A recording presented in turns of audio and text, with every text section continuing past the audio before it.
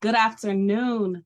I am Tanika Harris, the Director of Communication and Community Relations, and I welcome you to our September 8th regular board meeting. It is an honor to be able to present to you all today. Chairman Chintalopoulos, good afternoon. It's great to see you. Good afternoon, Director. Sorry, my AirPods were just turning on, so it took a minute. Okay. We're waiting on a few more board members, but I will pass it over to you. Sure. I guess while we're waiting for board members to join, we'll delay approval of the minutes or any action, but I know staff has some announcements that they're going to be able to make, for the public's benefit and awareness. So if we want to get started with those first, I believe the first announcement on the agenda is the RFP for government affairs. David Geiger and Dylan Sloat are going to be joining us for that. Good afternoon, Chairman and members of the board. My name is David Geiger. I'm the Senior Advisor at the URA, and part of this role includes managing our government relations contract. I'm here today to announce our plans, as the chairman said, to release a request for proposals from organizations that are interested in representing the URA at the state and federal levels. As you can see on the slide in front of you, we expect our government relations service provider to assist URA staff in a number of tasks related to advancing our legislative priorities and securing competitive funding. We anticipate releasing this opportunity in mid-September and look forward to reviewing the responses. I plan to work with a review committee comprised of URA staff to review responses to arrive at a recommendation to bring back to this board later this year for a final vote.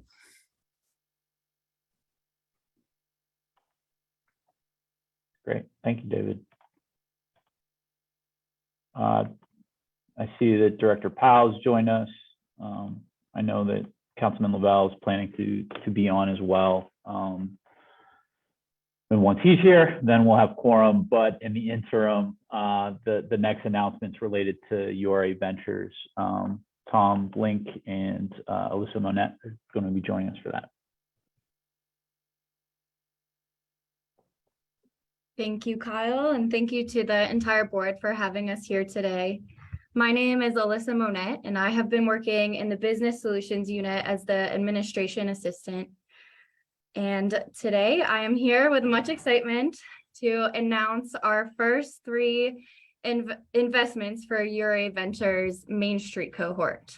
So without further ado, I am excited to announce Hazelwood Cafe, clap, Live Fresh Juicery and Smoothie Bar, claps to them, and lastly Blanket and Board. So we are so thrilled to pronounce these three companies today, and we really just want to give them all a shout out. Some of them may be on the line today, and just really a moment of appreciation for their dedication and just their commitment and hard work to really see these investments through, and we couldn't be more excited.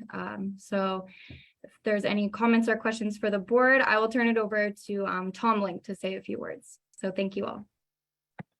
Yeah, thanks so much, Alyssa. And I just, first thank the board, Mr. Chair, for allowing us to make this announcement. I want to personally thank Alyssa. I know that this has been, it's been a lot of effort and work to get to these first closings, and Alyssa's done just really fantastic work to get us there. So, just from me to you, Alyssa, here within the URA and for the public's awareness, thank you and congratulations. Just a couple other notes on this. Again, thanks to these initial businesses for working with us. I believe Desant here and Katie and Brett are actually in our audience, so to speak, virtually. So we do want to personally thank you for being our first closing. They know it's not a given to get to a closing, and it takes two sides to have deals. The URA is excited to make investments, but it takes small businesses to work with us, and you're the first three in this pilot program, and we thank you for that. A couple of notes for the board and for the public. I just want to kind of continuously remind, this is a pilot program. We're trying something new here. We're learning, and we're excited to learn about how we can continue to help small businesses in creative and innovative ways, and to get more capital to those small businesses in most need. We've had tremendous demand on this program, so we received well over 100 applications to this program. I just want to, again, remind for the public and for the board, as a practice, we probably are going to be able to do maybe 25 to 30 individual businesses. We're well oversubscribed from an application perspective to that end. And I'm wearing my jacket here. We're going to not take any new applications at this point. Hopefully it's only temporary, but we feel it's important to ensure that we can provide excellent service to those who have applied. Make sure we can get through the initial round of closings. Make sure those who candidly we may not end up closing with, we're able to connect with and work to make sure they're aware of and have access to all of the suite of programs we have at the URA to support small businesses. But we want to make sure that that's certainly for the board and for the public's awareness that that's where we are. But anyway, I'll stop. There's only announcement, no board action. But again, thanks to Alyssa, thanks to our small business customers, and thanks to the board for allowing us to try this innovative program. And we're excited to announce our initial round of investments. So thank you. Great. Thank you, Tom. Thank you, Alyssa. Any questions or comments for the board, Councilman Lavelle? No questions.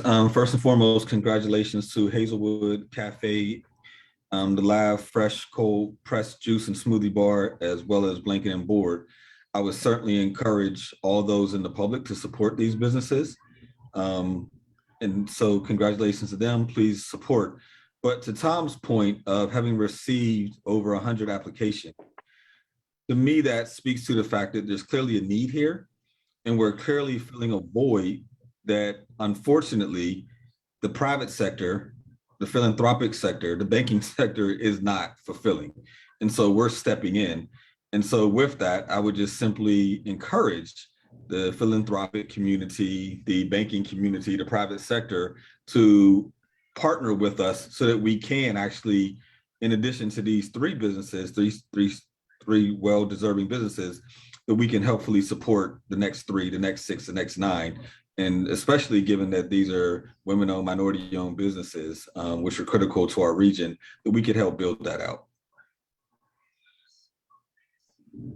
Yeah, well said, Councilman. I think it's illustrative of the need, right, with the deal flow that Tom and Alyssa mentioned, and the success that these businesses have already demonstrated, and then hopefully what they're able to do kind of in partnership with us through our investments. We'll just let them go even further. So yes, please everyone support these businesses. Congratulations to them all. And really, from the staff standpoint, thank you for the work that you've done on these and the work that we'll do on the ones that are still to come through. And while we're pausing the applications for the time being, through some of those efforts and hopefully co-investments that we can get from organizations like the councilman mentioned, we'll be able to grow this program and really show the success of the pilot, right? Tom, as you mentioned, this was a pilot, but meant to us share those learnings, improve, iterate, and then, grow the reach of what we're able to do here. So thank you, everyone. Thanks, Mr. Chair. Thank you. Yeah.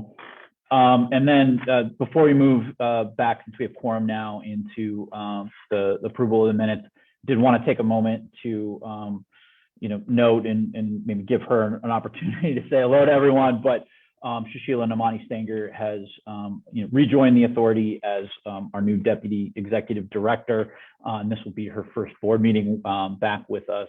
So with that, Deputy Director Namani Stanger. Hi, thank you. Thanks for the warm welcome, Chairman. I appreciate it. It's really good to be back. It's been 2 years since I've been gone, and it's refreshing to see that the URA is still an organization committing to solving problems. In fact, we lead some of the most difficult community and economic development work because it's too laborious for others to lead. And as the councilman just said, that void, there are voids. And so we do study a lot. We evaluate what's happening in our communities and what the needs are. And so I look forward to working with everyone in the challenges ahead. Thank you. Thank you, Sushila. With that, we'll move into our agenda and actions. So first, approval of the August 11th, 2022 regular URA board meeting minutes. We have a motion.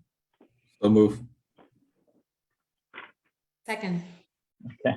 All those in favor? Aye. Opposed? Any abstentions? Great. The motion carries. I did also want to note that the board was briefed in executive session by staff on September 2nd regarding today's agenda. This briefing was for informational purposes only. I do also want the record to reflect that we did not have anyone registered for public comment today. With that, though, moving into our regular agenda, the first item is Avenues of Hope with Development Services, Larimer Avenue, Steel City Squash. Good afternoon, everyone. My name is Lily Friedman, and I am the Manager of Development Projects in the URA's Development Services Unit. Today, I'm excited to announce and request authorization to accept final evidence of financing, final drawings, and authorization to execute a deed for the sale of 25 publicly owned parcels in the 12th Ward to Steel City Squash for $122,000 plus costs. Next slide, please. Steel City Squash is a nonprofit with a mission to provide programming for Pittsburgh youth focused on education, mentoring, community service, travel, and the sport of squash. Their project is located on Larimer Avenue in between Shetland Street and Joseph Street in the Larimer neighborhood of the city of Pittsburgh, and includes a newly constructed recreation and education facility with squash courts, classrooms, exercise equipment, and meeting space for the community. The project also includes stormwater management techniques such as bioswales and underground storage tanks, proving Steel City Squash's ability to reflect not only the feedback of the local community within their site design, but also Larimer's unique ecological needs. At the URA's August 12th, 2021 board meeting, the board of directors approved Steel City Squash's proposal and authorized form of contract for the sale of the aforementioned 25 parcels. Since then, Steel City Squash has finalized their drawings and financed the remainder of their project. This proposed development will not be presented to the URA board again for approval prior to the sale of this property. It has been my absolute pleasure working with Leif Metz of the Steel City Squash team, who is here today to address any questions the board may have. Thank you. Thanks, Lily. Leif, was there anything you'd like to add to Lily's presentation? Members of the board, thank you very much for having us here today. And the feeling is mutual. We've loved working with Lily and with Rebecca Davidson Wagner and the entire URA team. We're immensely grateful for your support and happy to take any questions. Great. Councilman Director Powell, any questions for Lily or for Leif on the project? No question. This is congratulations. Steel City Squash, I believe, is a phenomenal organization. This is going to be both really good for Larimer and just tremendous for our city as a whole. So congratulations all the way around. Yeah, I would echo the same. I know we've seen this a few times in a few different in different spaces, but I really appreciate Steel City Squash taking into account some of the community concerns, in particular the stormwater. I know that was a huge concern for residents and for Larimer consensus groups. So thank you for including the feedback and additional community resources in this project. Yeah, a good, I think well said from both of you. Leif, I know we've talked about this a couple of times. I was just in Larimer last week, talking to Miss Betty and Miss Donna. So I know that they're excited to see this moving forward. Thank you for the investment, the collaboration that you've done with the community groups there, and working with them, good spirit, as well as the programming you're going to provide to the kids that come through there. So thank you, Lily, for your work on this and the rest of the staff as well. So with that, no other questions or comments, entertain a motion to approve. So moved. Second. Okay. All those in favor? Aye. Any opposed? Any abstentions? The motion carries. Thank you, everybody. Congratulations. Thank you very much. Next on the agenda, we have presentation of the draft guidelines for the OwnPGH program, and I believe joining us for this will be Derek Kendall Morris and Evan Miller. Thank you, Chairman. Good afternoon, everyone. My name is Derek Kendall Morris. I'm the Manager of Consumer Lending within the Residential and Consumer Lending Department at the URA. Presenting to you the draft OwnPGH program guidelines this afternoon. So really excited to begin the discussions on this program and get it off the ground. So the real overall goal of this program is to increase access to homeownership within the city of Pittsburgh for potential home buyers that are at or below 80% of AMI. We plan to do this through a collaboration and partnership with the URA and the Housing Authority, where home buyers will be eligible for up to $90,000 in housing grants and financing to lower the purchase price and make the dream of homeownership accessible to a lot more people within the city. The financing particularly would be up to $50,000 in grants from the URA that will be funded with the American Rescue Plan Act funds. And then through the partnership with the Housing Authority would be up to $40,000 in matching funds in the form of a second deferred mortgage. So all told, up to $90,000 for each participant in the program as they purchase their first home. So really excited again to present these guidelines to you all, and I thank you for your time. Thanks, Derek. I know these are just the draft guidelines. I think to clarify for folks, just kind of point of process before we get into the questions. As it says on the slide that we're going to post these online, folks are going to be able to kind of look at them, submit feedback, as we go along. So just want to make sure that we highlight that and underscore it for the public. But with that, any questions or comments for the board or from the board, pardon me. I have a question, just in terms of our capacity, because these funds because this program is funded by American Rescue Plan dollars and it's time dependent. We have to spend these dollars down by 2027. We're not going back in time, Lindsay. I know, that's too bad. Do we need to staff up in any way? Or are there any concerns about our ability to, from a staffing perspective, our ability to get these funds out in a timely fashion, timely manner? No, we believe we're prepared to launch the program. We as we've started to discuss the program and shape what it will look like, we have begun to staff up in preparation for launch. So we're pretty much ready to go.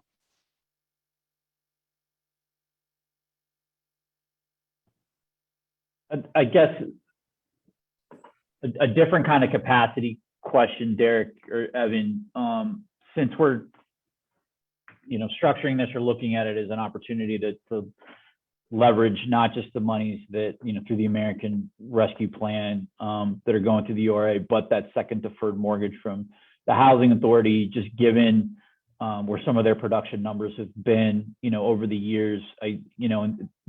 How many are we envisioning this on every one of the deals that we're closing, or just some of them? And are there any limitations on the volume that where that pairing would be able to happen?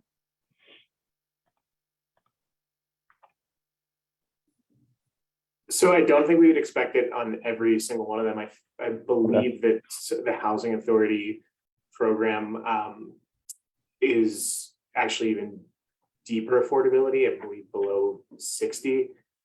So there's going to be that group between 60 and 80% AMI who are only eligible for the the URA funded grant. And then similarly, we, have spoken with the housing authority. They're interested in the program. We've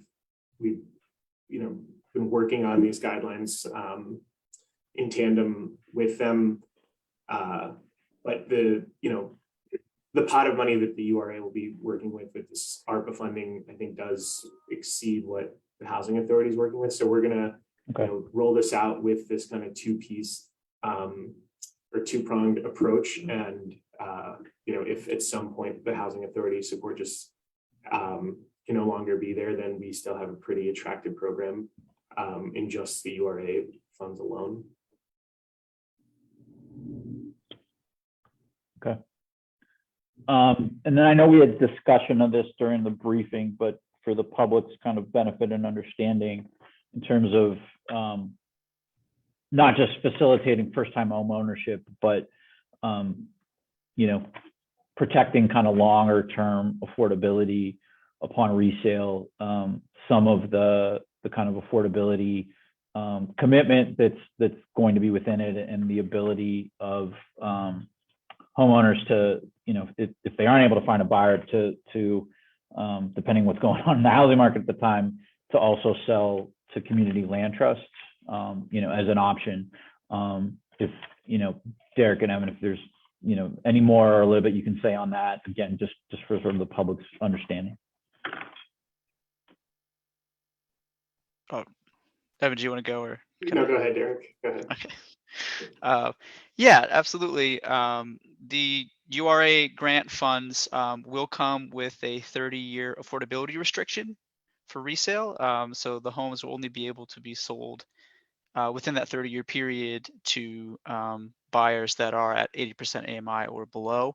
And we do plan to partner with Cedar Bridges Community Land Trust and have them engage with each home buyer through this program as sort of a steward that will come alongside them and be with them through that 30-year affordability period to help them, if they do decide to sell their home, locate a buyer that meets the requirements. And they also would be there, if they're unable to find a buyer, who meets those requirements, the land trust themselves may be able to take over ownership of the property. So trying to preserve the affordability of these homes and also, not place too high of a burden on the home buyer themselves, and provide some support to them as they go through that period.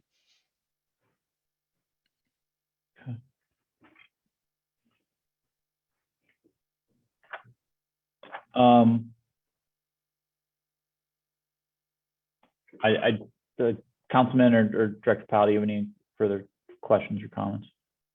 No. Okay.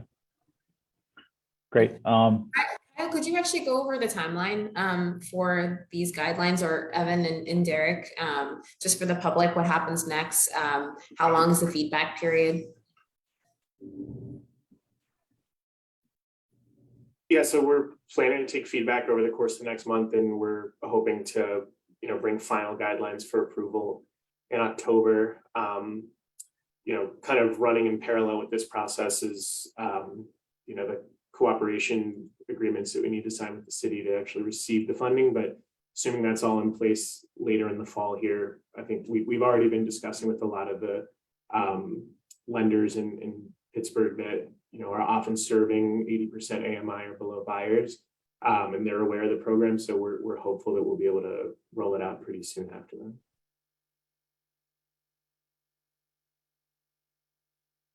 Great, thanks, Evan. Thanks, Derek. Yes, everyone, please, go to the site, take a look at the guidelines, give us your feedback, and then, as Evan said, hopefully we'll be back here next month to, have the final guidelines in front of us to vote, so the program can go live. Thank you both for your work on this, and the rest of the team. This is exciting. Thank you. Great. Yeah, do want to note on the agenda, item 7A, we're going to hold, that'll come back, staff and the developer work through some stuff at a board meeting here sometime soon.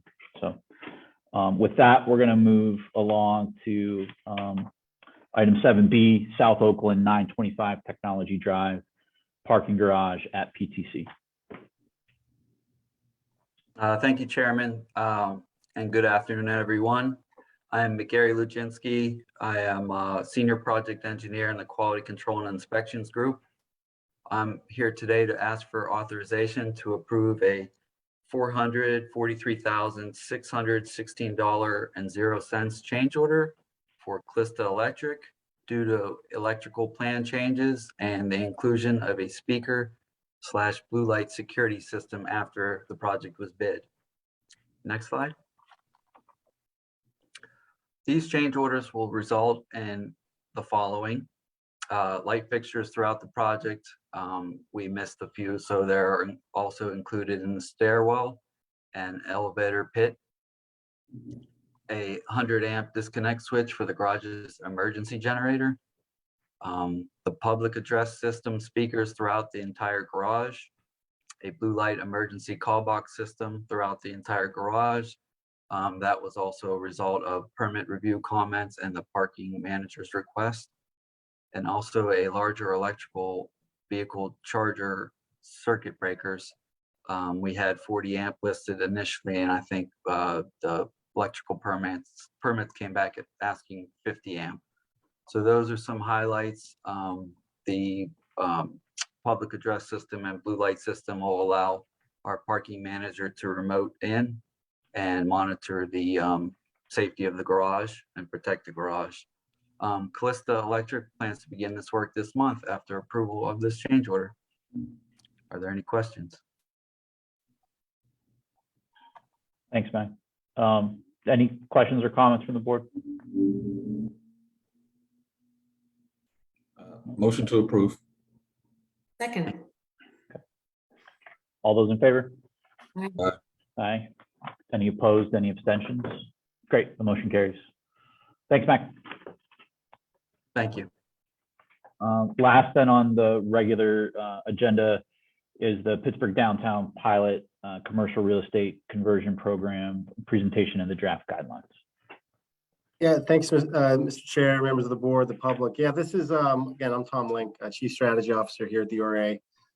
Similarly, actually, to OwnPGH's presentation of draft guidelines for review for the Pittsburgh Downtown Pilot Commercial Real Estate Conversion Program. The spirit of this program really is to provide direct incentive for largely vacant, fallow, I'd say generally Class B, Class C buildings in the central business district in downtown Pittsburgh to be converted into housing and affordable housing developments here in downtown.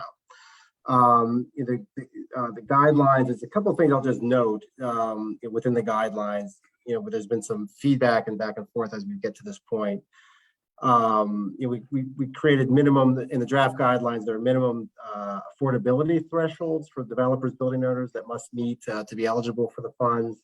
It's a 40-year affordability restriction on users of the PDCP funds is currently contemplated in the guidelines. There's a variety of compliance language, but with certainly with all URA policies, including MWE wage rates. As a reminder to the public and to the board, it's contemplated that this program would largely use ARPA dollars in combination from the state and from the city of Pittsburgh. So compliance language that's specific to ARPA is included in the guidelines as well. Again, similar to OwnPGH, this is a presentation of the guidelines. It sort of is in a similarly a 30-day sort of open review process, seeking feedback and comment. The plan would be, the intention would be to bring this back, and certainly before operating the program, bring these guidelines back to the board for a formal adoption at the soonest. I would expect within about next board meeting, so about 30 days from now. I do want to thank Evan. I know Evan just presented, but Evan really has done tremendous work on this, and I do appreciate Evan's input and done a lot of work on this. So thank you, Evan. One small note: the guidelines that I think were distributed to the board on draft guidelines on Tuesday. There's one relatively technical change that was made, so I would encourage the board. We can circulate it separately to check it out within the new draft guidelines that we posted. That's specific to an ARPA requirement. So we kind of lately added that, and it's on the version that will be available to the public. But just want to note that for clarity. That's all I have. I also want to thank the PDP, Pittsburgh Downtown Partnership has been a great partner helping us thinking through this program as well. With that though, I'll pause, certainly can take any questions, but again, this is a presentation of guidelines, not an authorization of guidelines. So we're 30-day window or so to review, but certainly happy to answer questions. And I think Daniel, you were about to chime in and I apologize. So you can, if you're going to say something. Daniel, I don't, if you were going to read the one from the chat, I can do that. Oh, okay. Oh, no, I was just going to let the board members know that the file I shared with you earlier is the most current version. So you guys should have the most recent changes. Great, thank you. Thanks, thank you. Yeah, Tom, I know you didn't touch on it in the presentation directly, but I know that the fuller draft guidelines that are available for folks to see online do speak to housing choice voucher usage and acceptance of those. So can you just speak a bit to that? Swain put a question in the chat related to it that you can see there, but how we're thinking about that within the context of the guidelines themselves and the affordability requirements. I'm going to ask my friend Evan here to chime in as well, but basically the expectation is at some basic levels that those who use this program will accept vouchers as part of their program and their plan. But Evan, can you chime in on that? Would be helpful to me. Sure. Yeah, I think there would be an expectation we'd likely incentivize people to accept them. I think also something we could look into is some language around require in our loan documents or our declaration of restrictive covenants that they can't turn down someone who's got a housing choice voucher for the sole reason that they have a housing choice voucher. I don't know that we can, and I don't think that's what Swain's question is to require that every unit impacted, that participates in this program accept HCVs, but I think certainly ensuring that the participants are not turning people down is going to be something that we'll definitely try to incorporate into either the guidelines or the loan docs themselves. Thanks, Evan. Yeah. I think, and Evan, this, but I guess for the kind of broader discussion, both of the zip codes downtown, for the housing authority are, qualify under their mobility voucher payment standards. So in terms of our, affordability requirements on this, as well as being able to leverage, our funds against, others, most notably, right, the vouchers and the operating subsidy they provide, those rents are effectively 80% AMI or near that. So it does allow us to hopefully stretch the projects that we're getting in a little bit more. The housing authority obviously has their own process as it relates to awards of a project-based contract. So, that would get into kind of deal by deal, closing, right, and how we kind of layer these things. But as we kind of look through this and receive comment, I'd be interested to see how we approach those within that, whether it's kind of a source of income, clause or how we kind of move that through. Sure. And I do want to note that we actually, in the notes of the guidelines, call out the mobility voucher opportunity that's downtown. So we certainly want to ensure people are utilizing that. Thank you both. Councilman, Director Powell, any questions or comments? No questions. As already noted, we did have an executive session to sort of go through this, but I do want to thank all of staff for working, especially with Sam and State Representative Honorado, around their concerns, and also helping to shape this in a way that it ensures that those who work inside the buildings can actually afford to also try to live downtown. So I just want to thank staff for hearing our concerns and working through it. Welcome. Thank you. Agreed. I mean, I think there's an importance of this program, again, to kind of underscore a theme, I guess, from the presentation on URA Ventures, right? This is a pilot. You know, we know the buildings downtown that, you know, are or would be available to be converted to residential from office use, you know, are many, and we won't, you know, be able to get into all of them, nor is this as a program going to make sense for all of them. You know, I think that's important to note as well. And, you know, we have limited resources for this, but, you know, I think the hope is to show that the success of this, the importance of it for the vibrancy of downtown, to have more residents down here, as the councilman just said, the opportunities for people to live near where they work, right? The service workers that are downtown that are critical to the businesses, you know, the running the buildings that we're all occupying every day, can walk to work, or, you know, there's not a more transit rich neighborhood in the city than downtown for folks who don't, you know, even live down here. So I think that's, you know, critically important as well. You know, there was, I can't remember when it was from or the publication, but that noted the high concentration of downtown office that we have in Pittsburgh. And I think as we think about it, not just, you know, for the resilience of it and the importance that it has as an employment center for the broader region, but to really turn it into an 18-hour neighborhood, right? Increasing, you know, the residential base is going to be critical for that. So I'm excited to see this move forward. And hopefully we'll be able to show some successes here very soon, so that we can secure some more funding from our partners at the state and elsewhere in order to move this forward and really, you know, breathe some further life into downtown as people are coming back to work. So thank you all for your work on this. You know, the collaboration, as the councilman mentioned, and again, since these are draft guidelines, please everyone, you know, take the time to go and look at them on the website. Provide us with your comments, and you know, with everything going well, we'll be back here in a month to approve these and then have the program go live shortly thereafter. So thank you for that. Yep, thank you very much. Thank you. Yeah, thank you. We have the disclosures agenda next.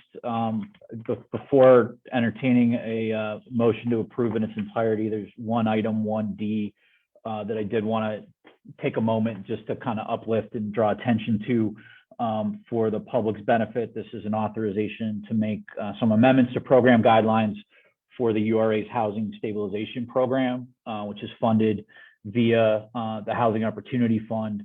I think with the end of the ERAP program, which was the Emergency Rental Assistance Program, and the also end of the eviction moratorium, the changes here that staff you know, have initiated and are moving to make to increase the total available amount of assistance per household, you know, from $3,000 to $6,000.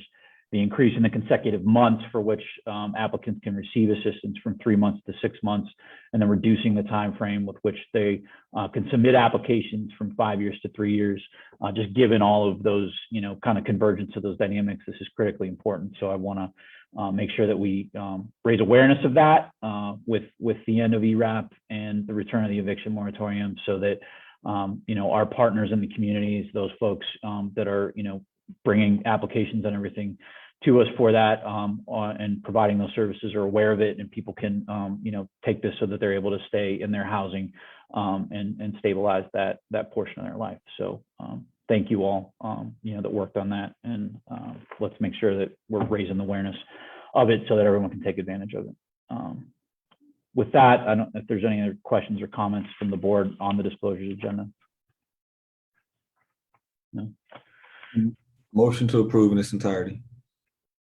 Second. Okay. All those in favor? Aye. Aye. Any opposed? Any abstentions? Great, the motion carries. With that, then I'll entertain a motion to adjourn. So move. Second. So we are adjourned. Thank you, everyone, for joining. We'll see you next month. Thank you all.